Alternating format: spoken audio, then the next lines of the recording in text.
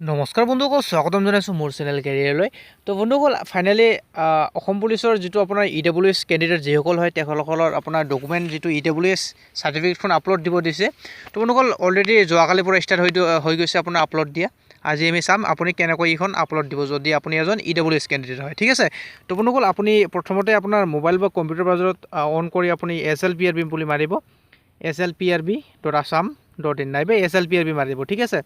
মোৰ ডিছক্ৰিপশ্যন বক্সত ইয়াৰ লিংক আছে, আপুনি তাত গৈও এইখন পেজত ডাইৰেক্ট ভিজিট কৰিব পাৰে। নেক্সট তলত আহিব, তলত আহি আপুনি ইয়াত চাব পাৰিছে, ইয়াত আপোনাৰ স্পষ্ট লিখা আছে যে কি লিখা এইটো আপলোড। ঠিক আছে। অনলাইন এইটো যিটো অপশ্যন আছে প্ৰথম অপশ্যন বা ছেকেণ্ড অপশ্যন, ইয়াত আপুনি ক্লিক কৰি লিখা এইটো আপলোড, ইয়াত ক্লিক কৰাৰ লগে লগে আপোনাৰ নেক্সট যিখন পেজ আহে মই আপোনালোকক দেখাইছোঁ। ঠিক আছে বন্ধুসকল, নেক্সট আপোনাৰ ওচৰত এইখন পেজ অ'পেন হ'ব। অ'পেন হৈ ইয়াত আপোনালোকে এটা কথা মন দিব। ঠিক আছে। ইয়াত প্ৰথমত কি কৈছে ষ্টেপ, আপোনাৰ ইয়াত আপোনাৰ ফোন নম্বৰ নাইবা এপ্লিকেশ্যন ID যিটো আপুনি এপ্লাই কৰোঁতে আপোনাৰ এপ্লিকেশ্যন ID পাইছে।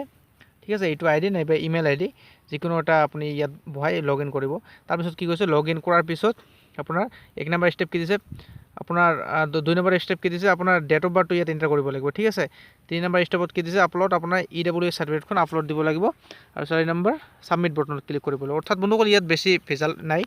আপোনাৰ IDটো লগ ইন কৰি ডেট অফ বাৰ্থটো ভৰাব লাগিব, তাৰপিছত EWS চাৰ্টিফিকেটখন আপলোড দি আপোনাৰ ছাবমিট বটনত ক্লিক কৰিব লাগিব।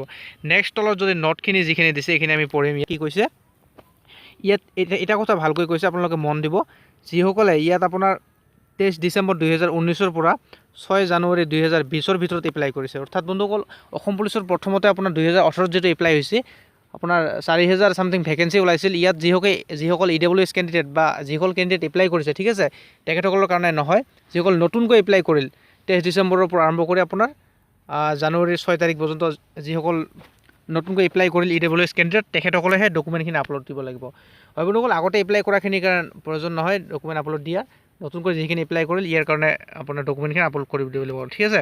তো আৰু তলত কি কৈছে, scheme of reservation for SC ST OBC, অৰ্থাৎ ডকুমেণ্ট শুড বি কি কৈছে ইয়াত ABUB হয়, এইটো are not covered under the scheme of reservation SC ST OBC। অৰ্থাৎ বন্ধুসকল, ইয়াত কৈছে যে আপোনাৰ যিসকল SC ST আৰু OBCত বিলং কৰে তেখেতসকলৰ কাৰণে ইয়াত এইটো ৰিজাৰ্ভ নহয়, অনলি জেনেৰেল কেণ্ডিডেট। যিসকল জেনেৰেল কেণ্ডিডেট হয় আৰু EWS আৰু তেখেতসকলৰ কাৰণেহে EWS চাৰ্টিফিকেটখন কাম দিব। ঠিক আছে। আৰু তলত যদি চাই, তলত কি দিছে, ইয়াত আপোনাৰ ডকুমেণ্ট শুড বি JPG বা PNG ফৰ্মেটত হ'ব লাগিব। তাৰপিছত আপোনাৰ ডকুমেণ্টখিনি চাইজ কিমান বিচাৰিছে, 100 পৰা 250 KB ভিতৰত হয়। আৰু তলত ফোন নম্বৰ দিছে, যদি কিবা প্ৰব্লেম পায় ইয়াত কল কৰিব পাৰে। ঠিক আছে। তো বন্ধুসকল, আপোনালোকে কথাখিনি আশা কৰোঁ বুজি পালে যে আপুনি আগতে যিসকল এপ্লাই কৰিছে তেখেতসকলৰ কাৰণে প্ৰয়োজন নাই। যিসকল নতুনকৈ আপোনাৰ 23 ডিচেম্বৰৰ পৰা 6 জানুৱাৰীলৈকে এপ্লাই কৰিল 2020, তেখেতসকলেহে আপোনাৰ ডকুমেণ্টখিনি আপলোড দিব লাগিব EWS কেণ্ডিডেট। ঠিক আছে। তো বন্ধুসকল, এতিয়া আমি চাম ইয়াত কি দিছে। আপোনালোকে ইয়াত আপোনাৰ মোবাইল নম্বৰটো নাইবা ইমেইল ID নাইবা এপ্লিকেশ্যন IDটো আপোনাৰ বহুৱাইজ লগ ইন কৰিব লাগিব। ঠিক আছে। তো ফ্ৰেণ্ডছ, মই মোৰ ইয়াত মোবাইল নম্বৰ টাইপ কৰিলোঁ। এতিয়া মই ইয়াত লগ ইন কৰিম। ঠিক আছে। লগ ইন কৰাৰ পিছত চাব পাৰিছে কি পেজ আহে মোৰ ইয়াত। হয়, ইয়াত মই আগতে ক'লোঁ ডেট অফ বাৰ্থটো আহে। ঠিক আছে। মই ইয়াত মোৰ ডেট অফ বাৰ্থটো টাইপ কৰিম। ঠিক আছে। তো মই মোৰ ডেট অফ বাৰ্থটো ইয়াত টাইপ কৰিলোঁ। ডেট অফ বাৰ্থ টাইপ কৰাৰ পিছত নেক্সট ছাবমিট দিছোঁ। ইয়াত আহিছে, ইয়াত আপুনি চাব পাৰিছে মোৰ হাইয়েষ্ট কোৱালিফিকেশ্যন বা বাকীখিনি আহি পৰিছে ইয়াত ডিটেইলছখিনি। ঠিক আছে।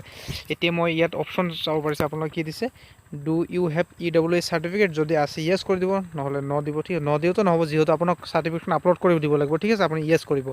য়েছ কৰাৰ পিছত আপুনি ইয়াত ব্ৰাউজ কৰিব। ব্ৰাউজ অপশ্যনত ক্লিক কৰাৰ লগে লগে, ঠিক আছে, ইয়াত অলপ ইয়াত পেণ্ডিং হৈছে অলপ। ঠিক আছে। মই টাইপ কৰিম। ইয়াত আপুনি যিটো ব্ৰাউজ অপশ্যন পাইছে ইয়াত আপুনি ক্লিক কৰিব। ঠিক আছে। ব্ৰাউজ অপশ্যন মাৰাৰ লগে লগে আপুনি যদি মোবাইল কৰে তেন্তে আপোনাৰ ইয়াত তেনেধৰণে আহিব। আপুনি ফটোখন আপোনাৰ চিলেক্ট কৰি ল'ব। আপুনি ফটোখন পাৰিলে আগতে বনাই ল'ব। ঠিক আছে। ফটোখন বনাই আপুনি কেবিখিনি মিলাই ল'ব।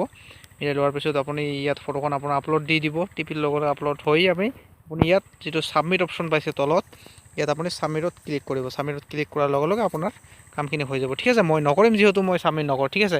তো আপোনালোকৰ সৰুতে ইনফৰমেশ্যন আছিলে। আশা কৰোঁ ভিডিঅ'খন ভাল লাগিল লাইক শ্বেয়াৰ কমেণ্ট নিশ্চয় কৰিব। ইয়াৰ লাগে ডিছলাইক কৰিব। আশা কৰোঁ চেনেলটো ছাবস্ক্ৰাইব কৰি ল'ব। ধন্যবাদ। জয় আই অসম।